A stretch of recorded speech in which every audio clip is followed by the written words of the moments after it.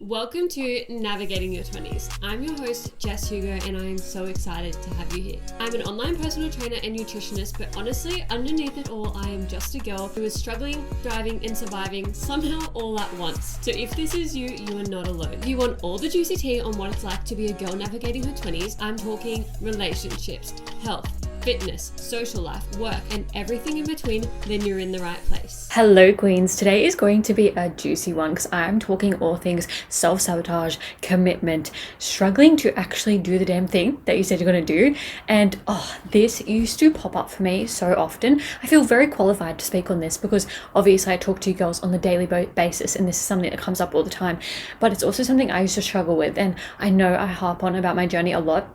Are you sick of hearing about it? I don't care. I'm going to keep talking about it anyway because I think that first of all, I really thank 20 kilos ago me for actually getting started, because it is the hardest thing getting started. We're always really excited to kind of inquire with my examples are always health and fitness related, but you know, it's my job.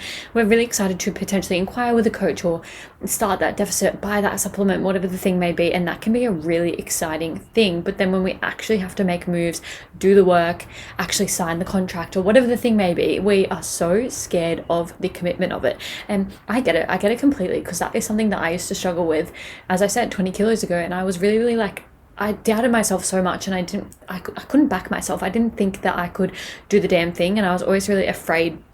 And I say this a lot: where are your actions not aligning with your goals? Where are you saying that you want to do the thing, but you're not doing the damn thing? And I talk about this a lot because I hear a lot of, I want this, I want that. And I'm like, but do you want it? Because you're showing me the opposite. And I've been guilty of that before. I've been in deficit phases before where I say that I want to lose the weight, or I say I want to, change something, like get leaner around my stomach or whatever the thing may be.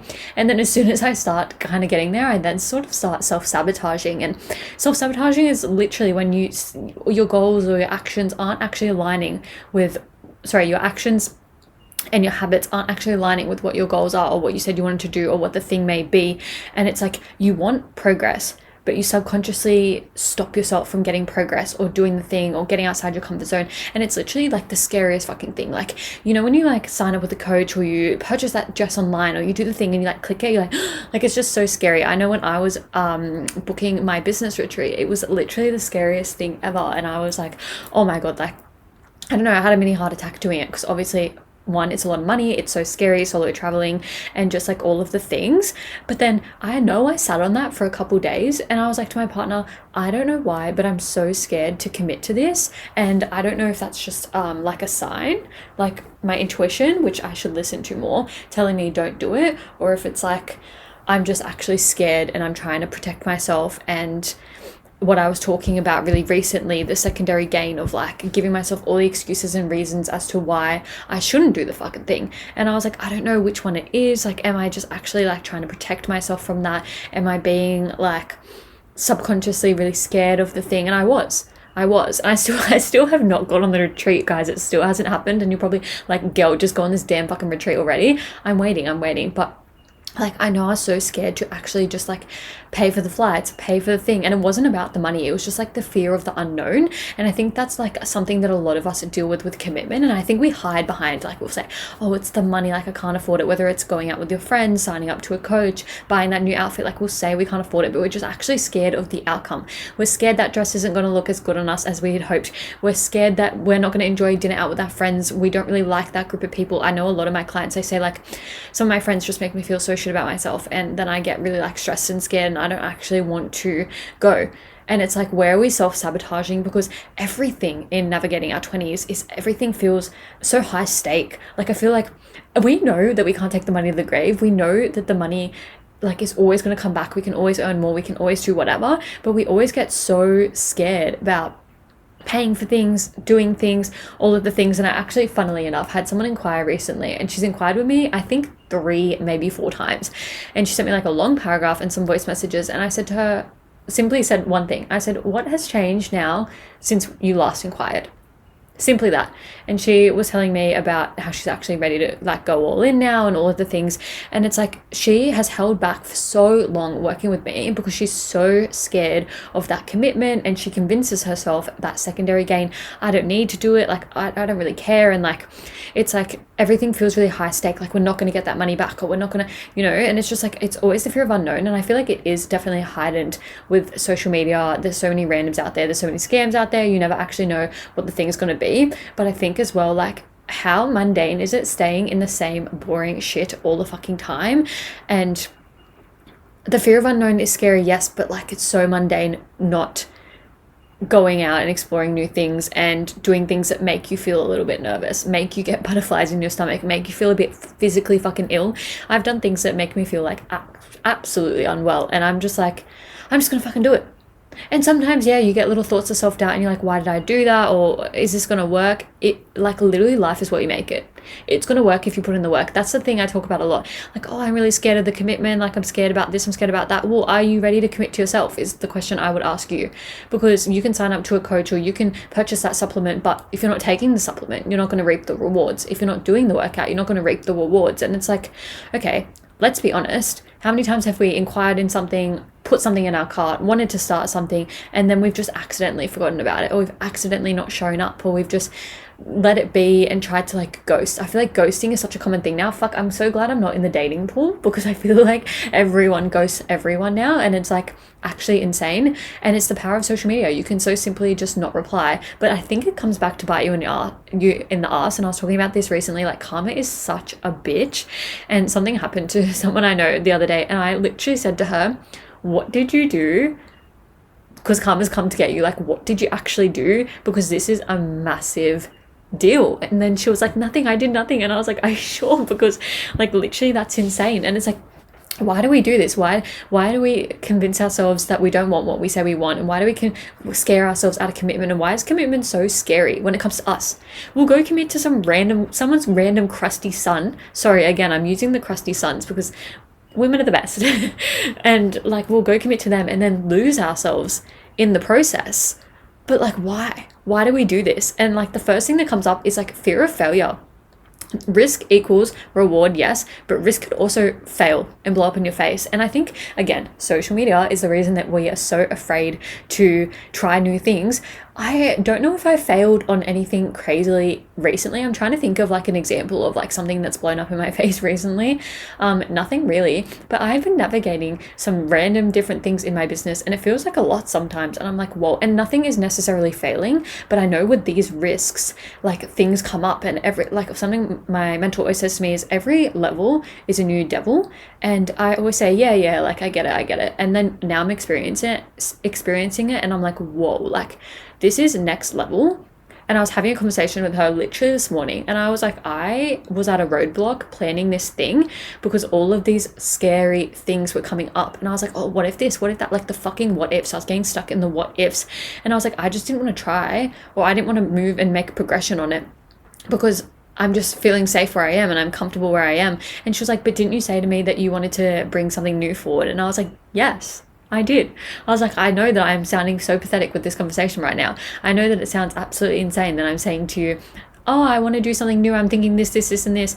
And then as soon as I start putting that plan into motion, I'm literally scared because I'm probably subconsciously scared of it failing. And if I don't like put myself fully into it, I didn't fail it.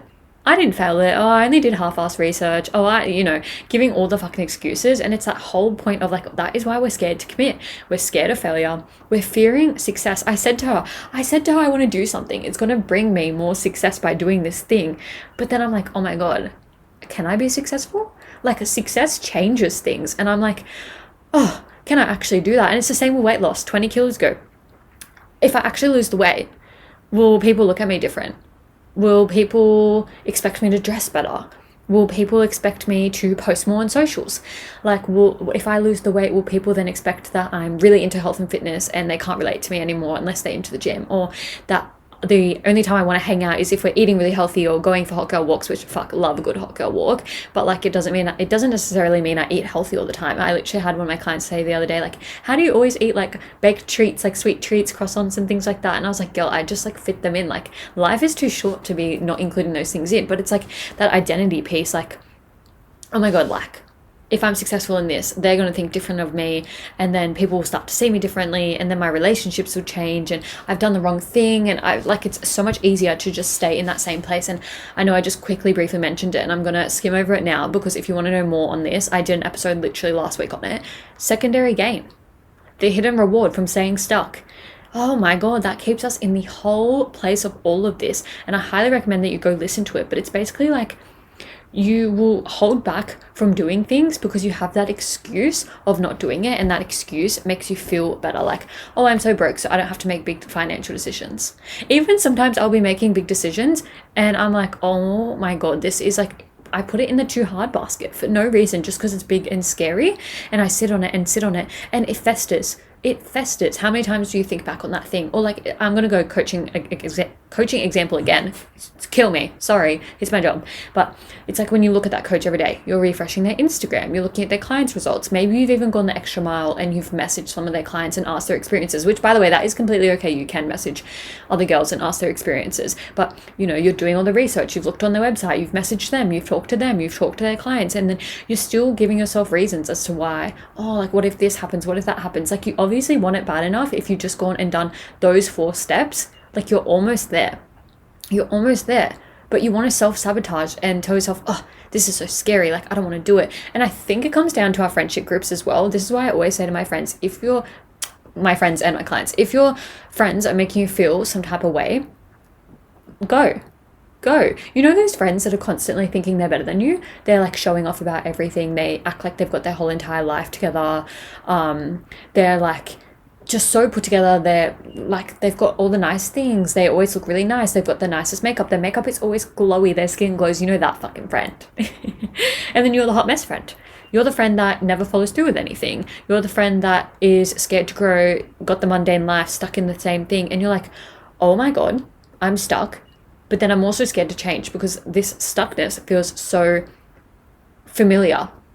It's so familiar to wake up and do the same shit every single day. It's so familiar to talk to the same people every single day. It's so familiar to chuck on the same outfit every single day. And I am guilty of this. Sometimes I will literally wear the same jumper like a few days in a row. And I'm like, oh my God, I've just seen this client so many times and I've been wearing this jumper every single time. Why?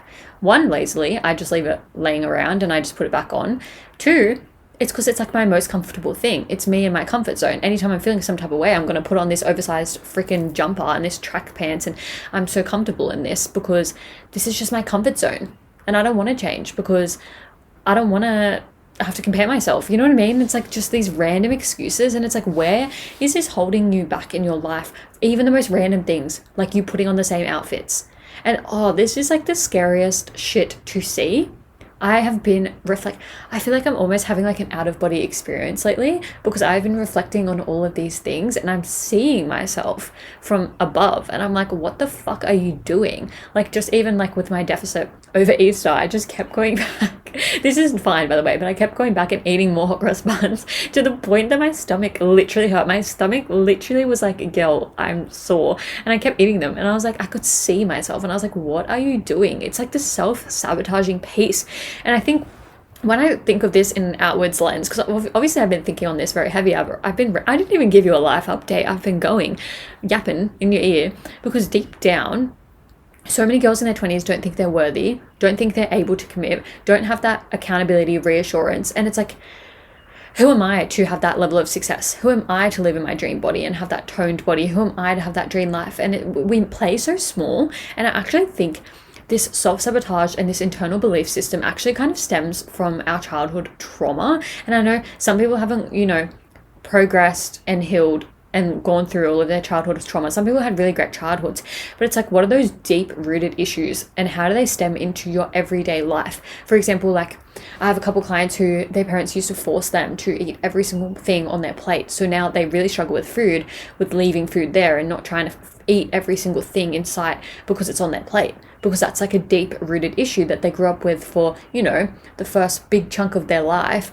being told, no, you need to finish everything on the plate even if you're not hungry. No, you need to eat everything even if you don't like it, and all of the things, and respect, blah, blah, blah. And then they're this has like caused them to kind of gain weight because they're eating when they're not hungry, so they're over-consuming. And then they're trying to flip the narrative in a weight loss phase and start to eat properly and feel their body properly, but also be like being actively conscious of their hunger cues, but it feels almost like distorted because you're like, oh my God, like my parents have taught me that I need to eat everything on my plate, and then now you're telling me, aka me, to eat till you're hungry and eat till you're full and no longer hungry. Sorry.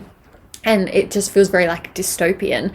And it's like when your parents used to label you as like the fat kid, or the kid always snacking, or the kid who just like, oh, what's this saying? It's like, oh, they're like a garbage disposal, they never stop eating. That sticks with you, and it makes you scared to, I can't commit to working with a coach because I'm addicted to food, or I can't commit to ever losing weight because I feel like I am going to be the person that's out with the friends and always eating, and I can't actually lose weight without cutting all of that out. You know what I mean? Because I'm very big on, you can lose weight and still go out with your friends. But then you're thinking, okay, I can't because I'll go out with my friends and I'll clear my whole plate. And see how this all stems from your childhood. So something I want to pull out of you right now is, what is something that may have happened potentially in your childhood that actually pulls through to a day-to-day life in navigating your 20s, that makes you feel unworthy, that makes you feel like you can't commit to something, that causes you to self-sabotage. And this is deep, like this is a deep conversation, but I want you to get deep on it, because this is the scary shit. And I don't know how I didn't even start thinking about these things until recently,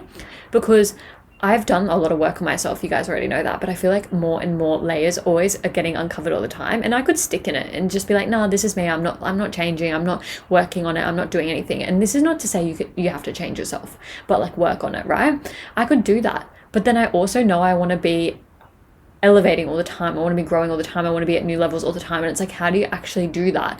By kind of calling yourself out on it. You don't need to tell anyone. I had someone message me the other day and she was talking about things, and I asked her a question back and I said, you don't need to tell me the answer to this, but I want you to think on this.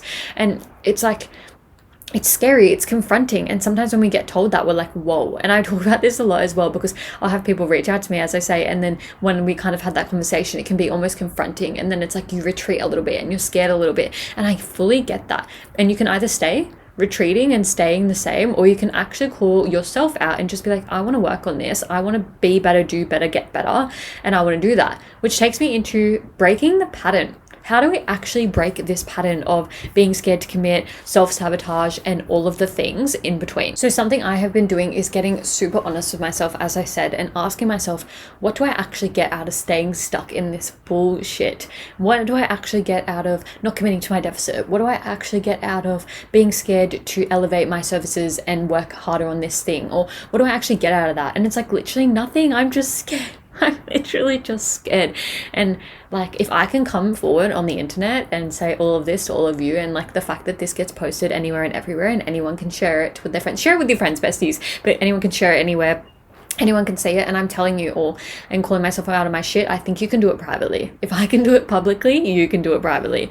And it's like, okay, cool, I'm honest with myself, I've sorted it out, so now what? Build self-trust with yourself. You need to show yourself that you can actually do the damn thing. You don't actually need motivation. I think a lot of us think, oh, like I'm feeling really unmotivated. This comes and goes, of course, but you actually need evidence. You need to prove to yourself that you can do the thing. So the thing that I'm planning to do, I need to prove I can do it. How do I do that? I need to plan it, and I need to do it and run one. And then when I run that one, that's evidence and proof, and I know it can elevate from there. And I was talking this morning and it was like, okay, you want to do it obviously as great as you can, of course that's the goal, but you've also never run it before, so maybe do it a little lower scale and then prove to yourself that you can do it, and then you can elevate it and make it higher scale. And I think that was great advice, because I was thinking, oh my God, I'm so scared to do this because it's a massive commitment, see, it's a massive investment, see, and there's a lot going on.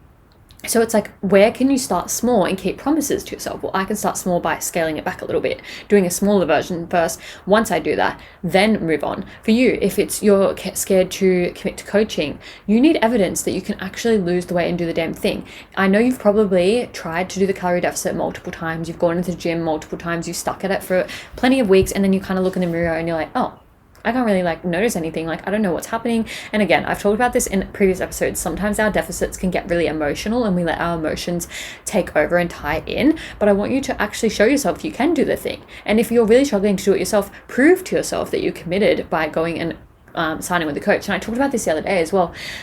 I don't know what the scarcity is around it. I know it's scary, of course, but I mean the scarcity around the commitment period. So most coaches, every coach I know honestly, has anywhere between 3 to 6 months commitment period. Mine's in between that. 6 months feels crazy and wild. But in saying that, I have girls that have re-signed with me I'm still training a girl. I've trained her for 18 months. There's another girl that's coming up to 2 years. Another girl I've been training since virgin. So 3 years, because I just bring the vibes. And I think it's because, like, if you're thinking, oh my fucking God, 3 years, it's because you come in and you want to lose weight and you just want to get in and get out. That's why you're thinking that. But actually, there's so much more to weight loss. There's the mindset, there's this, there's that. And that's why I talk so heavily on this, because I think a lot of us are like, oh, cool, I just want to join this little 6-week challenge, do some weight and fuck off. But there's so much more to it. And this is why I'm like unraveling the layers to understand myself better and understand you guys better. And it's like, you need to provide evidence to yourself and show yourself you can do the thing. But if you don't enjoy it, you can leave in 3 to 6 months. Again, I'm ranging 3 to 6 months. I don't know what everyone does. I stay in my own lane, but I think commonly it's like 3 to 6 months. What's 3 months? You went all in on yourself for 3 months? How terrible is that?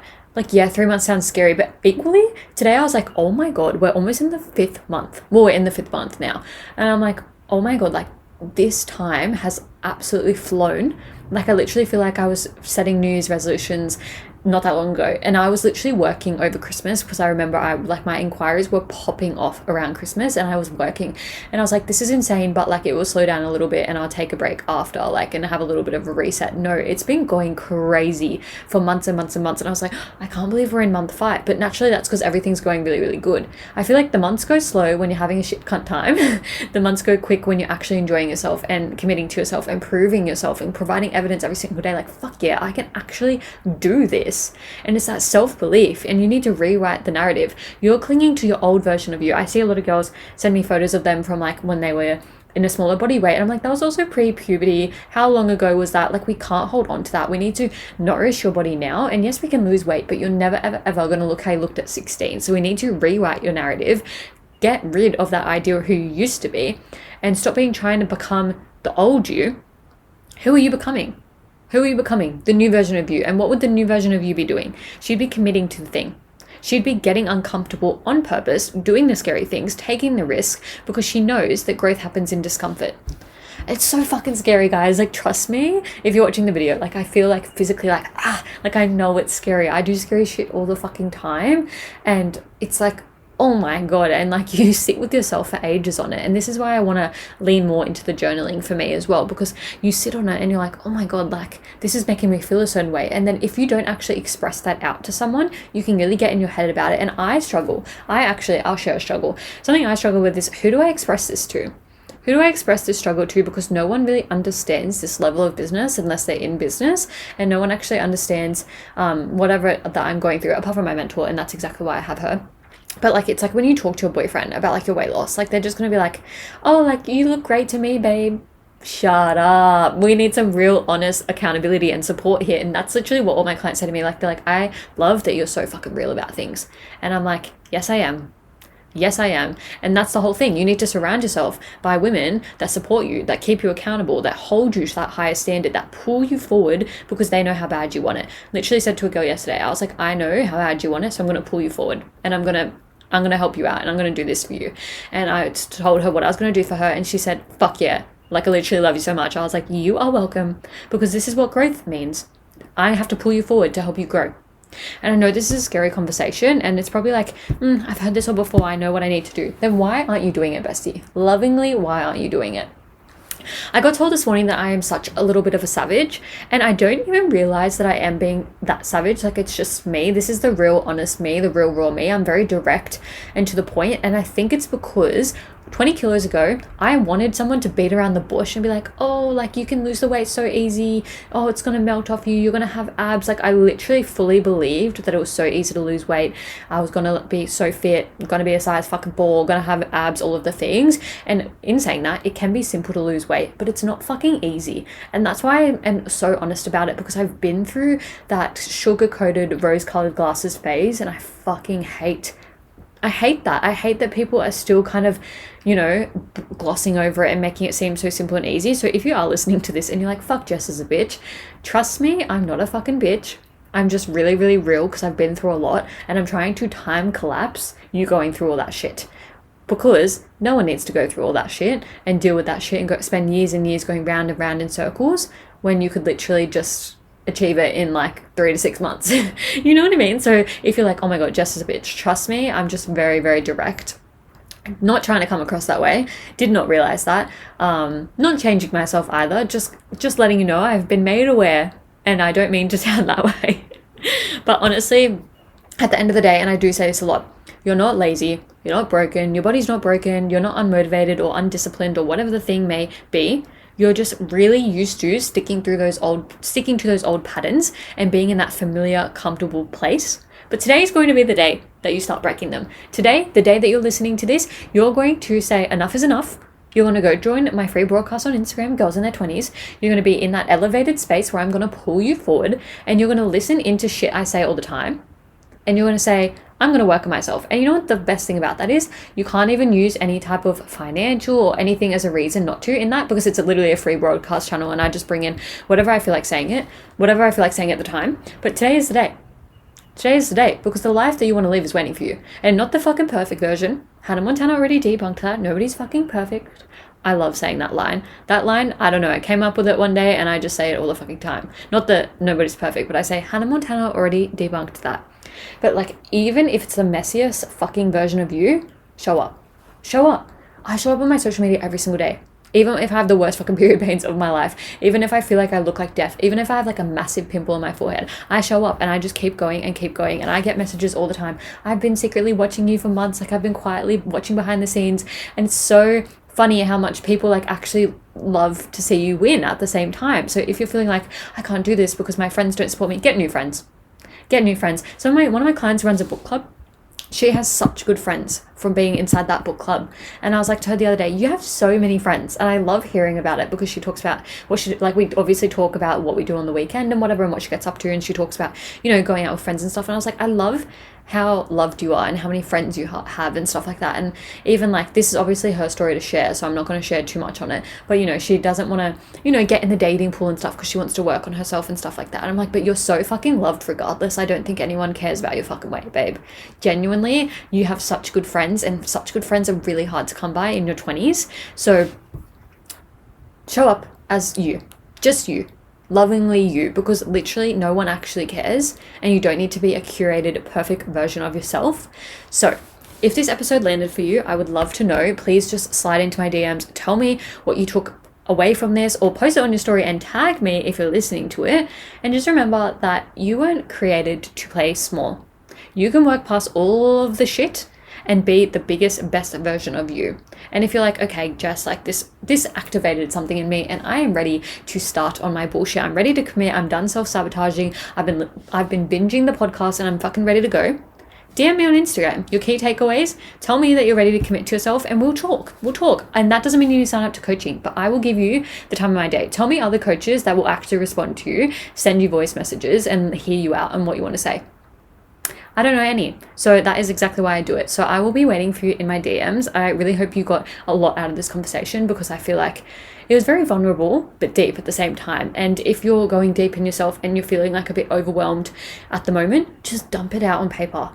So much goes on up here, you know, before bed when you're trying to sleep and you're tossing and turning and you are overthinking like crazy and so much is going on. I want you to literally just get out your journal, get out a blank piece of paper. It doesn't even need to be a journal, and just dump everything on the paper on your mind, and you'll feel so much fucking better. Because when you're not feeling clear up here in the brain, everything feels messier than it needs to be. Everything feels more overwhelming than it needs to be. But if you take one thing away from this, I want you to stop self-sabotaging and finally go all in and commit on yourself.